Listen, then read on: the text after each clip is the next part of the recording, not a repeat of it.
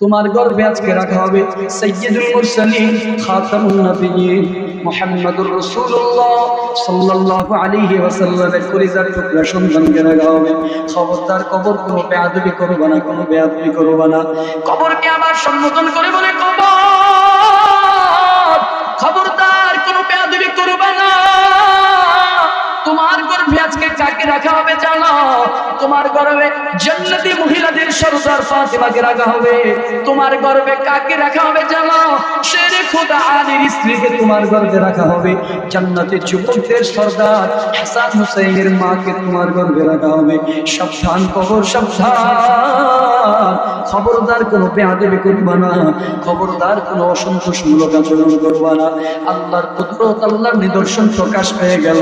কবর মানুষের মতো করে কণ্ঠ ছেড়ে ডাইকা বলেই, ও আবু যর গিফারি শোনো, আলা বাইতুত তুরাব, আমি মাটির কবর। আমি কোন জান্নাতি মহিলাদের সরদারকে চিনি না, আমি কোন হাসান হুসাইনের মাকে আমি চিনি না, আমি কোন আলীর স্ত্রীকে চিনি না, আমি কোন সাইয়্যিদুল মুরসালিন শেষ নবীর কন্যাকে আমি চিনি না। আমি চিনি দুইটা জিনিস, একটা হলো কথা বলার শক্তি দিয়েছেন কে? আল্লাহর দেয়া জবান দিয়ে আল্লাহর বরত্ব প্রকাশ করব, আল্লাহর কৃতজ্ঞতা জ্ঞাপন করব। কোনো সমস্যা আছে?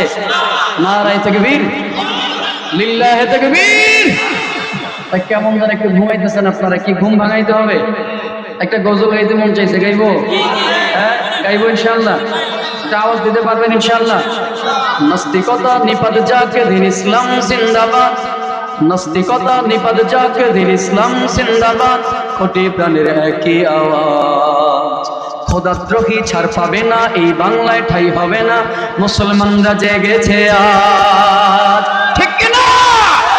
চোর কদমে সামনে চলো, বজ্রকণ্ঠে আওয়াজ তোলো, সবাই মিলে একই তালে দাও না স্লোগান, নারায়ে তাকবীর, নারায়ে তাকবীর। দিন ইসলাম, দিন ইসলাম, ইসলামেরই জন্য দেশের হয়েছে জন্ম, ইসলামের বিরুদ্ধে গেলে দেশ হবে ভিন্ন। ইসলামের বিরুদ্ধে যারা নিয়েছে অবস্থান, এই বাংলায় ঠাই হবে না, যাও হিন্দুস্তান। জোর কদমে সামনে চলো, বজ্রকণ্ঠে আওয়াজ তোলো, সবাই মিলে একই তালে দাও না স্লোগান, নারায়ে তাকবীর, নারায়ে তাকবীর। দিন ইসলাম, দিন ইসলাম, কোরআন সুন্নাহর আলো, ঘরে ঘরে জ্বালার দিন শেষ, কোরআন সুন্নাহর আলো রাষ্ট্রীয়ভাবে সংসদে জ্বলতে হবে। আওয়াজ করে বলেন ঠিক কিনা? কোরআন সুন্নাহর আলো যদি রাষ্ট্রীয়ভাবে সংসদে চলতে পারেন, তো হলফ করে বলতে পারি, এই দেশ পার্লামেন্ট যদি কোরআন আর সুন্নাহ দিয়ে পরিচালিত হয়, দেশ থেকে দুর্নীতি বন্ধ হয়ে যাবে। কোরআন আর সুন্নাহ দিয়ে দেশ পরিচালিত হলে দেশ থেকে দুঃশাসন বন্ধ হয়ে যাবে। কোরআন আর সুন্নাহ দিয়ে দেশ পরিচালিত হলে দেশ থেকে সুদ বন্ধ হয়ে যাবে, চাঁদাবাজি বন্ধ হয়ে, লম্পট বন্ধ হয়ে যাবে, খুন ধর্ষণ বন্ধ হয়ে যাবে। এজন্য আগামীর বাংলাদেশকে কোরআন আর সুন্নাহ দিয়ে পরিচালিত করার জন্য রাষ্ট্রীয়ভাবে সংসদে কোরআন সুন্নাহকে বসাইতে হবে। কারা কারা রাজি আছেন? দুই হাত আল্লাহকে ধরে রাখো। কোরআন সুন্নাহর আলো রাষ্ট্রীয়ভাবে সংসদে জানতে রাজি আছেন ইনশাআল্লাহ? একটা আওয়াজ দিতে পারবেন ইনশাআল্লাহ? যে আওয়াজ একটু দিয়েছেন, এই আওয়াজ কি শেষ পর্যন্ত থাকবে? আপনারা থাকবেন? কারা কারা থাকবেন? দুই হাত আল্লাহকে তুলে দেখা।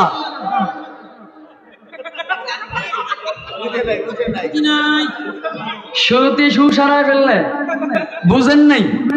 আমাদের মুস্তাক ফয়জি সাহেবের মতো বলতে হবে এখন, বুঝছে না, বুঝছে না, নতুন। থাকবেন ইনশাআল্লাহ?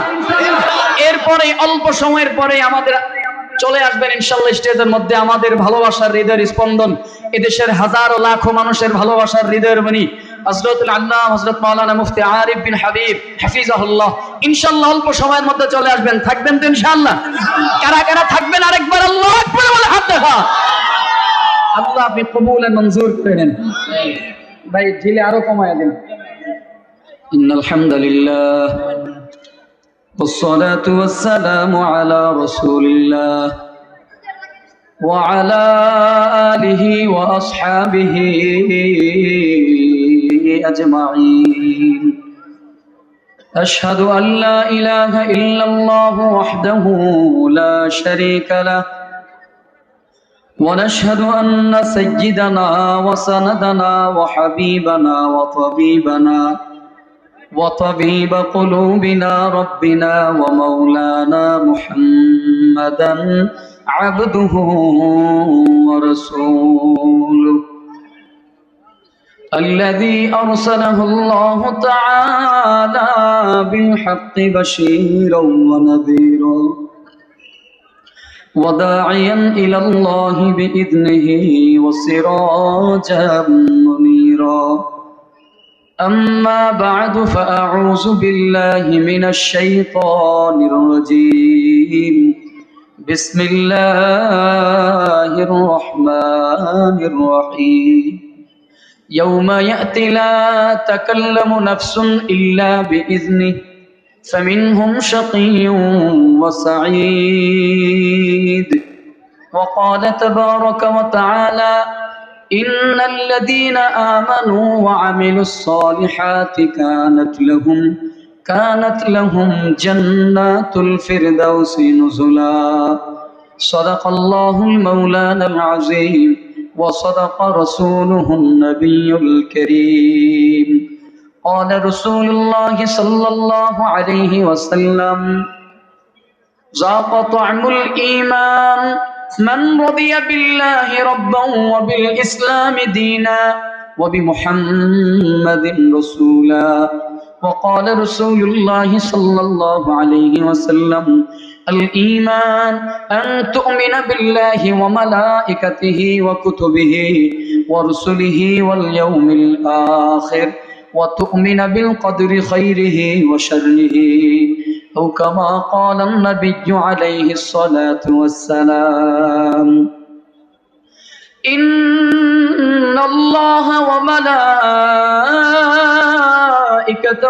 يصلون على النبي يا أيها الذين آمنوا صلوا عليه وسلموا تسليما اللهم صل على محمد وعلى آل محمد كما صليت على إبراهيم وعلى آل إبراهيم إنك حميد مجيد اللهم بارك على محمد وعلى آل محمد كما باركت على إبراهيم وعلى آل إبراهيم إنك حميد مجيد الحمد لله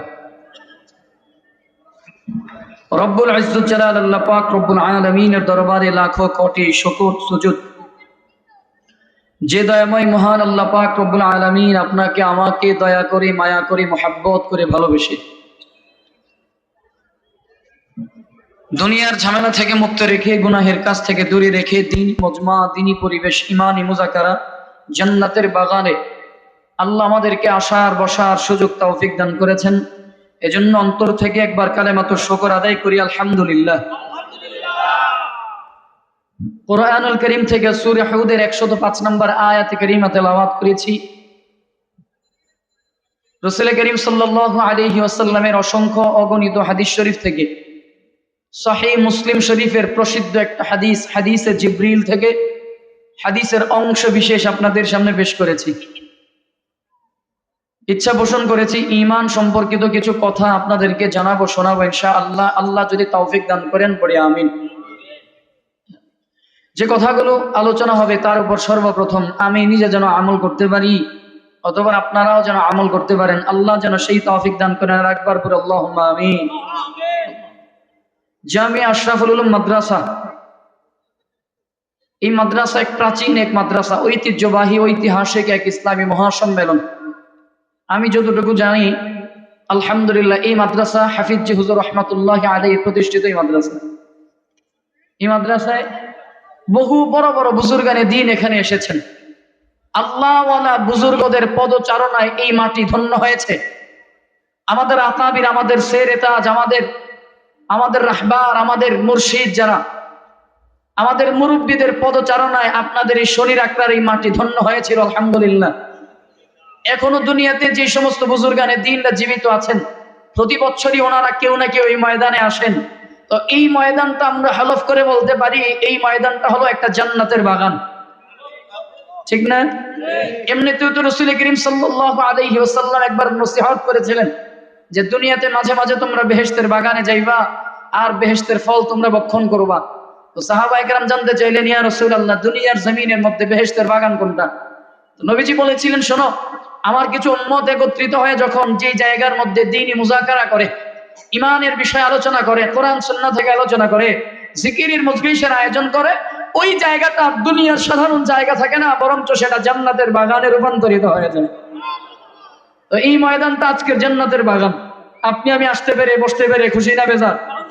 আর একটু আওয়াজ করে বলেন না, খুশি না বেজার?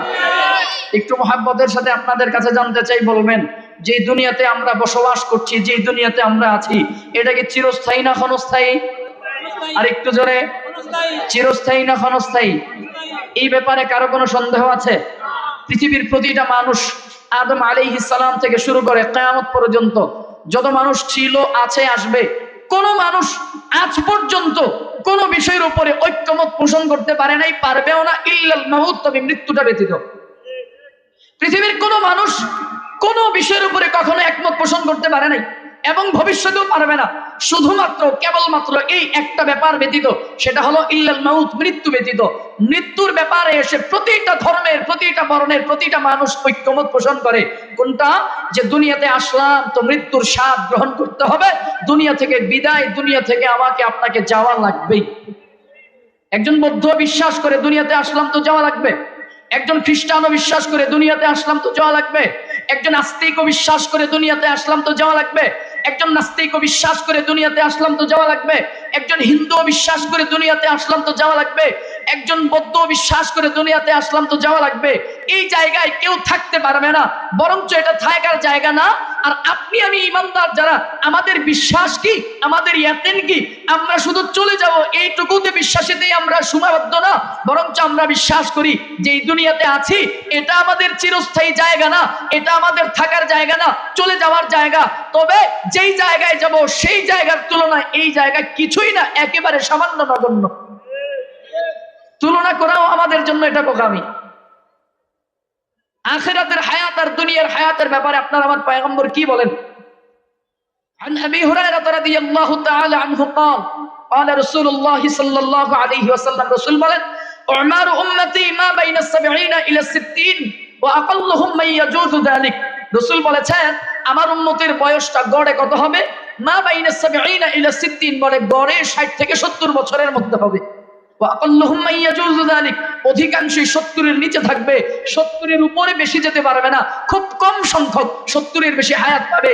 একটু বাস্তবতার সাথে মিলায় দেখেন, এই মজলিসে আমরা যারা আছি, কয়জন মানুষ আছেন 70-এর উপরে বয়স? খুবই কম, ঠিক না? টাকা দেখেন, অধিকাংশের বয়স হলো 70-এর নিচে। শুধুমাত্র এই জায়গায় কেন, গোটা পৃথিবী জুড়ে তাকায় দেখেন, ছোট বাচ্চা থেকে শুরু করে বৃদ্ধ পর্যন্ত যারা এই দুনিয়াতে জীবিত আছে, এদের মধ্যে 70-এর উপরে বয়স খুব কম, অধিকাংশই হলো 70-এর নিচে বয়স। তার মানে 70 হতে হতে মানুষগুলো কেমন যেন দুনিয়া থেকে বিদায় হয়ে যায়। আর আপনি আমি ইমানদার যারা, আমাদের বিশ্বাস কি?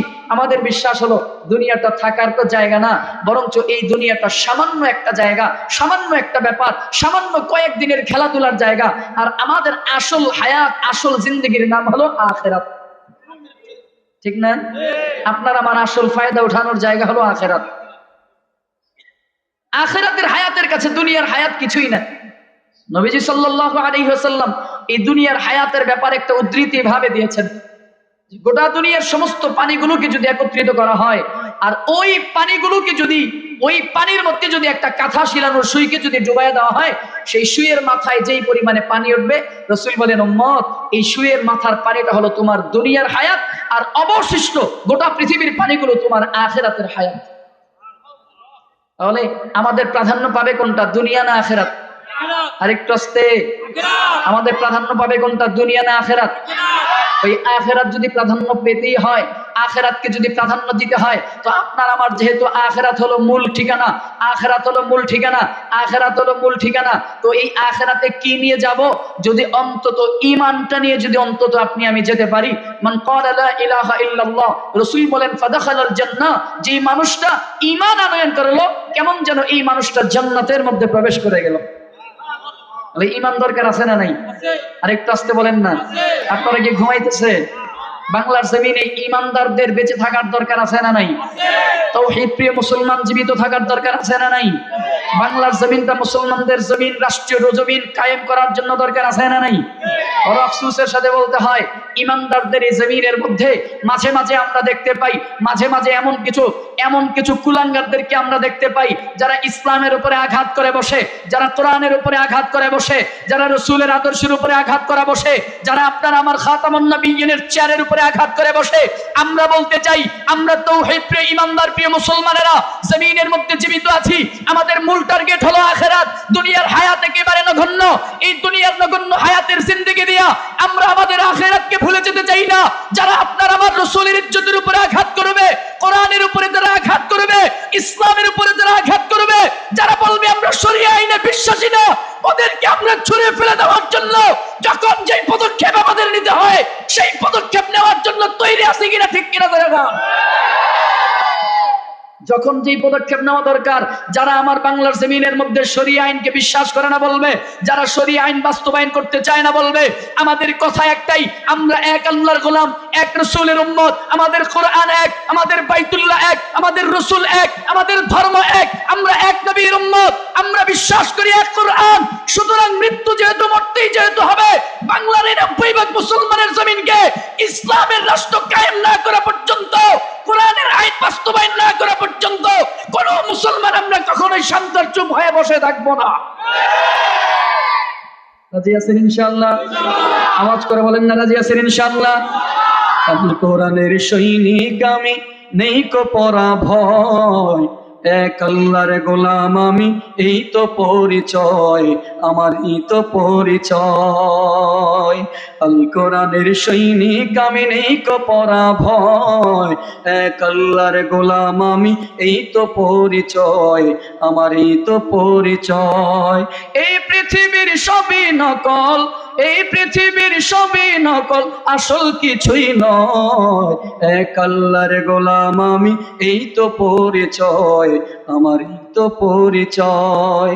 কোরআন হাদিস শাসনতন্ত্র, রাসূল আমার নেতা, উৎসাহ মোর চির অম্লান, ইতিহাস বীর গাথা।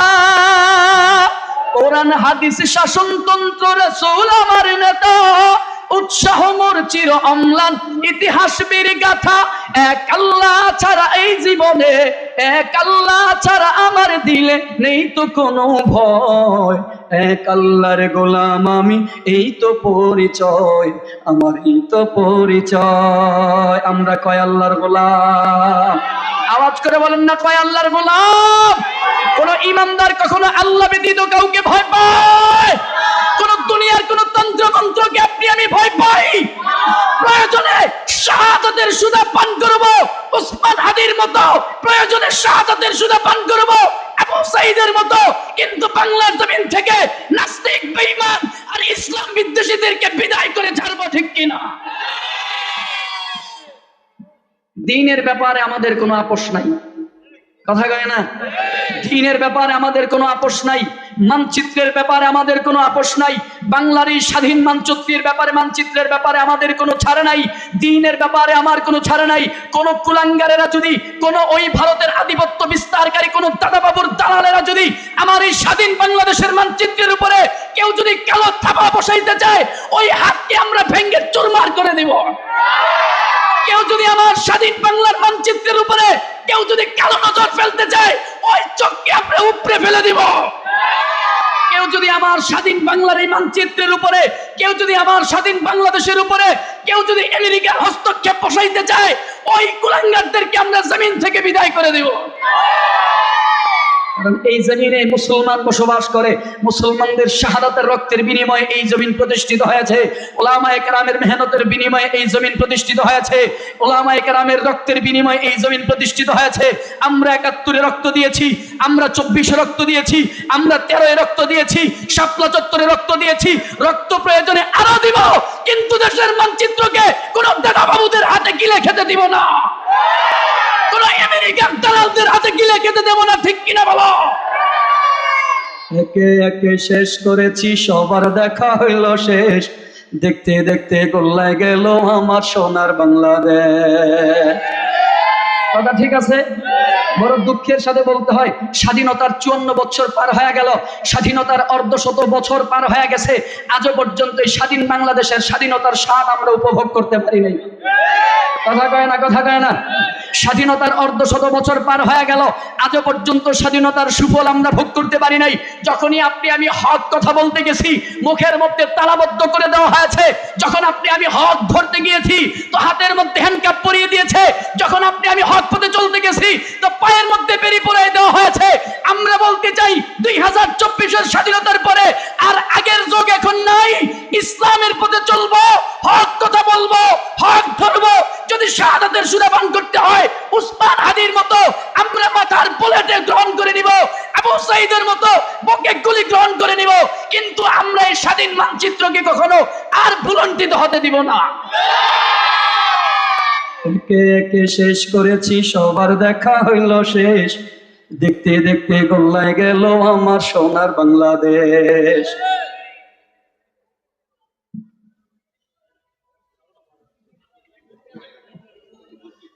স্বাধীনতার বয়স বেড়ে এত বছর পেরুলাম, নেতারা তো সবই পেল, আমরা বলো কি পেলাম? স্বাধীনতার বয়স বেড়ে এত বছর পেরুলাম, নেতারা তো সবই পেল, আমরা বলো কি পেলাম? শান্তির লাগি কান্দা মরি, শান্তির কোথাও নাহি লেশ, দেখতে দেখতে গোল্লায় গেল আমার সোনার বাংলাদেশ, দেখতে দেখতে গোল্লায় গেল আমার সোনার বাংলাদেশ। যাদের হাতে যায় ক্ষমতা, দেশ যেন বাপের ভিটা, রাখতে চেয়ে শুরু করে ভারতের পাচাটা। যাদের হাতে যায় ক্ষমতা, দেশ যেন বাপের ভিটা, রাখতে চেয়ে শুরু করে বিদেশিদের পাচাটা। বিদেশিদের কথা মতো চালায় তারা নিজের দেশ, দেখতে দেখতে গোল্লায় গেল আমার সোনার বাংলাদেশ, দেখতে দেখতে গোল্লায় গেল আমার সোনার বাংলাদেশ। কেউ দিল না, সবাই নিল, আমরা যে কলুর বলদ, সারা বছর নেয় না খবর, নির্বাচনে খুব দরদ। কেউ দিল না, সবাই নিল, আমরা যে কলুর বলদ, সারা বছর নেয় না খবর, নির্বাচনে খুব দরদ। নির্বাচনের আগে নেতায় ধরে কত রকম বেশ, দেখতে দেখতে গোল্লায় গেল আমার সোনার বাংলাদেশ, দেখতে দেখতে গোল্লায় গেল আমার সোনার বাংলাদেশ। ঠিক কিনা? আমরা আগের দেশ আমরা এখন আর চাই না। আগের যুগ এখন বাগে খায়া ফেলছে, এখনের বাংলাদেশ হবে ইসলামের বাংলাদেশ। ফেব্রুয়ারির পরে বাংলাদেশ হবে ইসলামের বাংলাদেশ। ইসলামের বাংলাদেশ কায়েম করার জন্য যা করা দরকার আমরা তাই করতে রাজি আছি, ঠিক কিনা বলো? কোরআন সুন্নাহর আইন বাস্তবায়ন করার জন্য পীর সাহেব চরমনের নেতৃত্বে আমাদের যা করা দরকার তাই করতে হবে, ঠিক কিনা জোরে বলো? আল্লাহ আমাদের বোঝার তৌফিক দান করেন। আর একটু জোরে বলেন না আমিন? আর একটু মহব্বতে বলেন না আমিন? কয়দিন দুনিয়ার মধ্যে থাকবো, দুনিয়া থেকে বিদায় হওয়া লাগবে কি লাগবে না? দুনিয়ার হায়াত কয়দিনের, দুনিয়া থেকে যাওয়া লাগবে কি লাগবে না? 2 দিন আগে আর 2 দিন পরে আপনাকে আমাকে দুনিয়া থেকে বিদায় হওয়া লাগবে। তো কি নিয়ে রওনা করব, কি নিয়ে দুনিয়া থেকে বিদায় হব?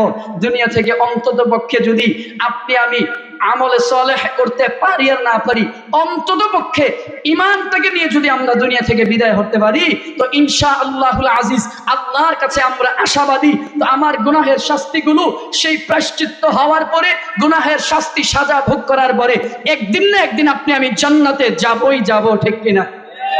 এই জন্য ঈমান বড় দামি একটা ব্যাপার। সতর্ক থাকতে হবে, চৌকান্ন থাকতে হবে। আমার জবান দ্বারা, আমার হাত দ্বারা, আমার কর্ম দ্বারা, আমার বলা দ্বারা, আমার কওল দ্বারা যেন আমার ঈমানটা যেন নষ্ট না হয়ে যায়। রাজি আছি ইনশাআল্লাহ। আল্লাহ তাআলা আমাদেরকে বোঝার তৌফিক দান করুক, পড়েন আমিন। ঈমানের দাম কেমন চলেন কোরআনুল কারীমে আল্লাহ পাক রব্বুল ইজ্জত জালাল আল্লাহ তাআলা সূরা কাহফের 107 নম্বর আয়াতে কারীমার মধ্যে ঈমান সম্পর্কে আল্লাহ তাআলা বলেন, ঈমানের মূল্য কত, ঈমানের দাম কত। আল্লাহ পাক রব্বুল ইজ্জত জালাল বলেন,